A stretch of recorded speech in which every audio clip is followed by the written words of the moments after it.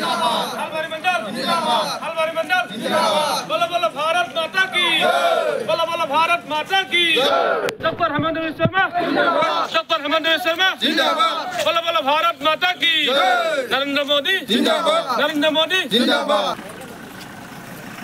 बोलो बोलो भारत माता की वंदे मातरम वंदे मातरम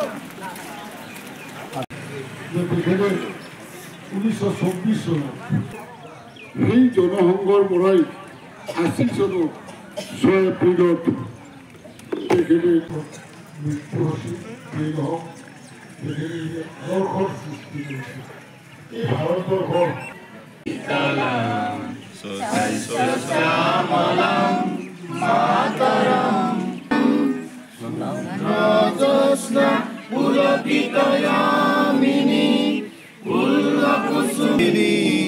सुमधुर वासिनी सुखदं वरदं मातरं वन्दे मातरं वन्दे मातरं वन्दे मातरं গতিকে আমি অটল বিহাৰী বাজপেয়ী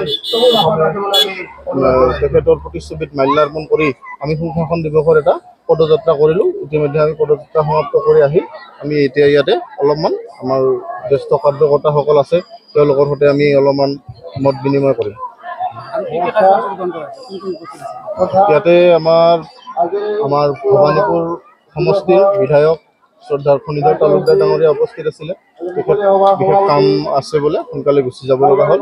আৰু আমাৰ বিজেপি ভাৰতীয় জনতা পাৰ্টিৰ বাক্সা জিলাৰ মহিলা মৰ্চাৰ সন্মানীয় সভানেত্ৰী কবিতা পাঠক বাইদেউ ডাঙৰীয়ানী আছে, আমাৰ জিলাৰ বিষয়ববীয়া আছে, আজিৰ এই অনুষ্ঠানটোৰ তত্ত্বাৱধায়ক গয়াৰী ডাঙৰীয়া আছে, আমাৰ মণ্ডল মৰ্চাৰ সন্মানীয় সভাপতি এছটি মৰ্চাৰ প্ৰাণকৃষ্ণ ৰামচাৰী ডাঙৰীয়া আছে, আমাৰ সাধাৰণ সম্পাদক মণ্ডলৰ ৰাজু বসুমতাৰী ডাঙৰীয়া আছে। আজি অটল বিহাৰী বাজপেয়ীদেৱৰ জন্মদিন উপলক্ষে আমি বাজপেয়ীদেৱৰ প্ৰতিচ্ছবিত বন্তি প্ৰজ্বলন মাল্যাৰ্পণ কৰিলোঁ, কৰি আমি পদযাত্ৰা কৰিলোঁ।